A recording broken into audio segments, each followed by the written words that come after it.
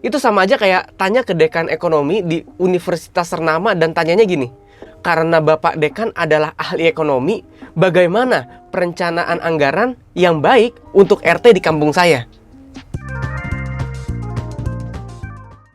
Setelah nonton ulang debat Cawapres, gue jadi gregetan banget nih sama pertanyaan-pertanyaannya Gibran.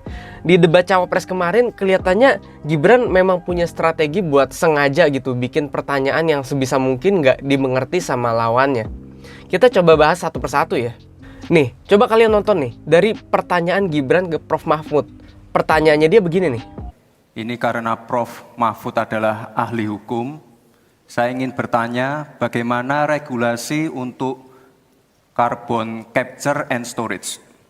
Coba kita perhatiin bareng-bareng ya. Gibran pertama bilang karena Prof. Mahfud adalah ahli hukum. Berarti seharusnya yang mau ditanyakan itu sesuatu yang berkaitan sama hukum nih ya. Oke, ke pertanyaan Gibran. Dia tanya bagaimana regulasi untuk carbon capture and storage. Coba denger deh apa yang Prof. Mahfud jawab.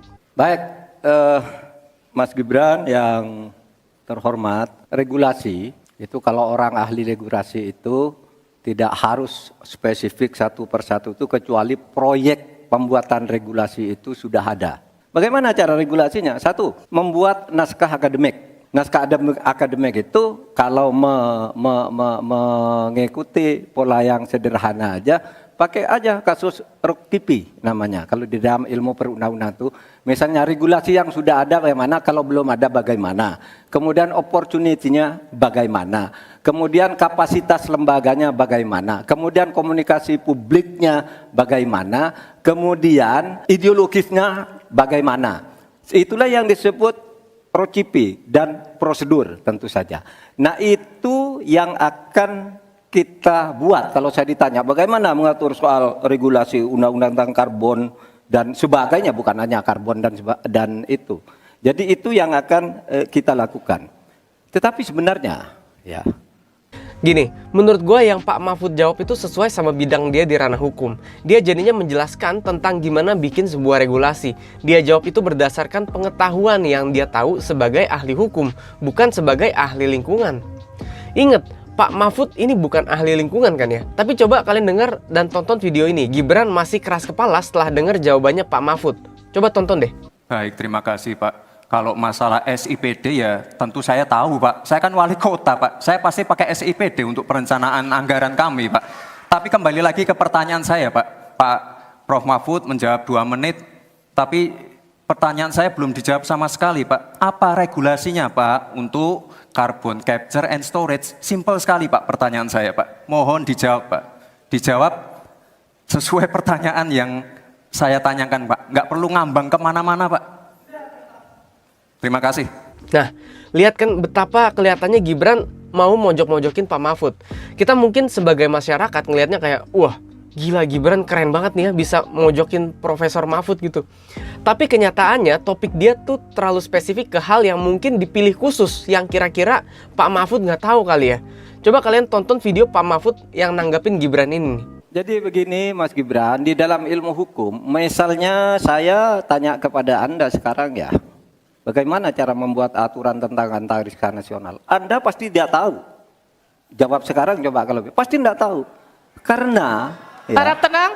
karena hukum itu perlu masalahnya dulu apa yang mau dibuat. Itulah kemudian dibuat naskah akademik menurut peraturan yang sekarang ada. Di dalam Perpres itu disebutkan buat naskah akademik. Nah, akademik itu nanti dinilai bersama lalu dibahas gitu, rame-rame. Nah, naskah akademik itulah yang akan menentukan bagaimana prosedur, kemudian bagaimana sebenarnya materi-materi yang diperlukan untuk itu. Apakah ini sudah ada yang ngatur cuma namanya berbeda? Gue ngeliat di sini balasan dari Pak Mahfud buat Gibran ini kayak semacam counter attack gitu.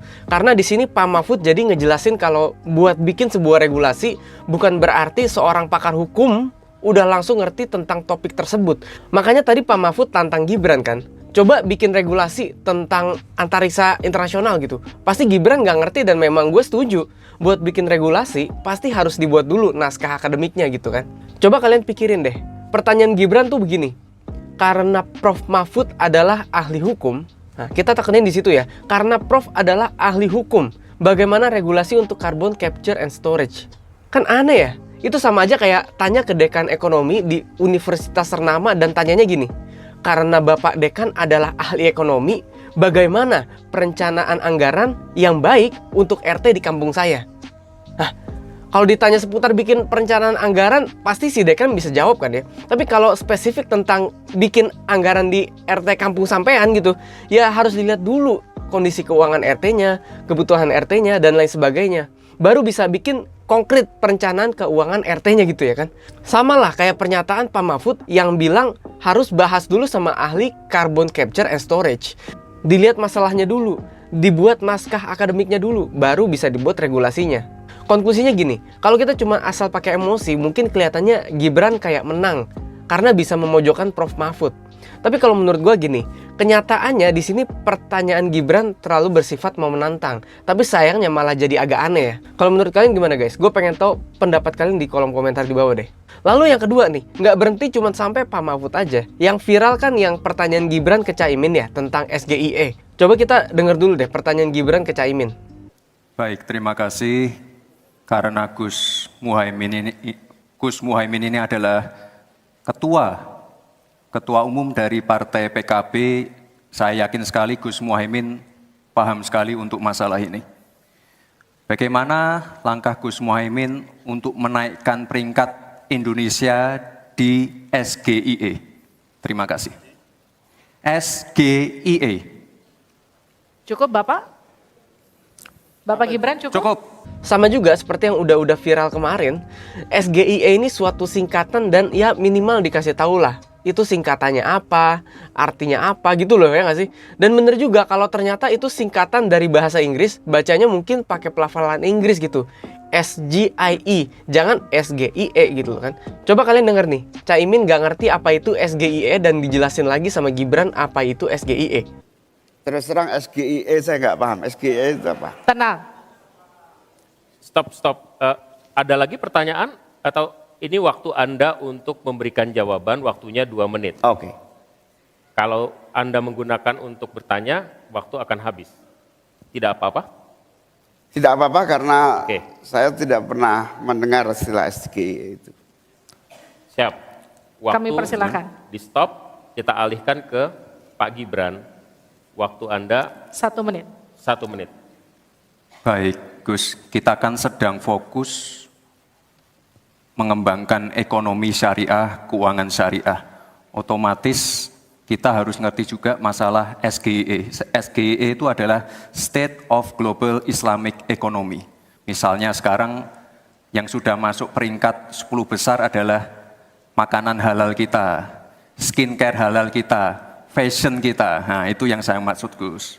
Dan ya mohon maaf kalau pertanyaannya agak sulit ya, Gus. Terima kasih. Harap tenang. Mohon. Ini kalau yang gue lihat, tujuan dari pertanyaan Gibran ini semacam untuk menjebak Gus Muhaimin aja. Sangat disayangkan, jadinya kita bukan fokus ke substansi debatnya. Coba kalian emang ingat kira-kira jawaban Caimin tentang SGIE ini apa? Mungkin kalian lupa kan ya? Karena kita terlalu fokus sama gimmick-gimmick debatnya, bukan ke substansi debatnya. Kayak contohnya ya ini pertanyaan tentang SGIE ini. Tapi kalau memang itu tujuannya Gibran, gue bisa bilang berarti tercapai tujuannya Gibran di debat ini.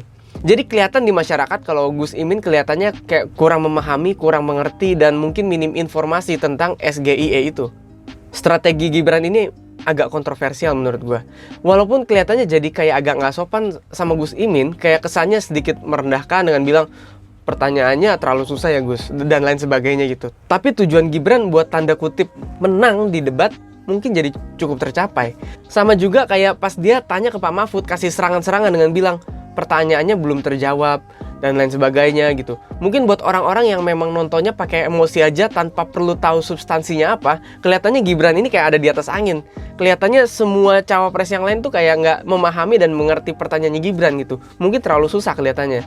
Walaupun kalau dipikir-pikir sekali lagi, pertanyaannya memang agak aneh sih kalau menurut gue. Itu sih yang ada di pikiran gue. Kalau menurut kalian gimana guys? Pertanyaan Gibran yang aneh atau memang lawan debatnya aja yang memang kurang pengetahuan? Coba tulis tanggapan kalian di kolom komentar dong. Oke, begitu dulu video kita buat hari ini. Terima kasih udah nonton, jangan lupa buat like, komen, dan juga subscribe channel ini biar bisa makin berkembang di kemudian hari. Sampai ketemu di video berikutnya, bye-bye.